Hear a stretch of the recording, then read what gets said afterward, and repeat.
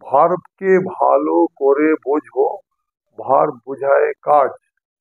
ভার্বের রূপ সব জানতে পারলে হবে কাজের কাজ। কিন্তু অনেকেই ভার্বের সঠিক রূপ ঠিক লিখতে পারে না। এগুলো তো একটু ভালো করে মুখস্থ করতে হবে, বারবার প্র্যাকটিস বা অভ্যাস করে যেতে হবে। কিছু ভার্ব আছে যেগুলো প্রায় ও ইউটি ও ইউজিএসটি যোগ করলেই 2 নম্বর বা 3 নম্বর পাওয়া যায়। ভালো করে শুনবে, কিছু ভার্ব আছে যেখানে প্রথম দু একটা অক্ষর রেখে আর শেষের দিকে ও ইউজিএসটি রাখলেই কিন্তু পাস্ট এবং পাস্ট পার্টিসিপল ফর্ম হয়ে যাবে।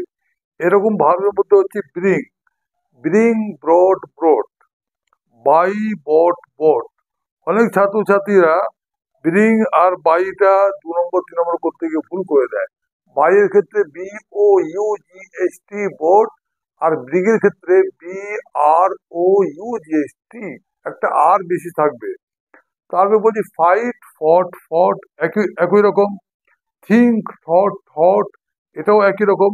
কিন্তু দুটো আছে ভার্ব, একটা হচ্ছে টিচ আর একটা হচ্ছে ক্যাচ, যার 2 নম্বর 3 নম্বর করতে গেলে এ ইউজিএসটি, এখানে ও ইউজিএসটি হবেই না। যেমন টিচ টট টট, ক্যাচ কট কট,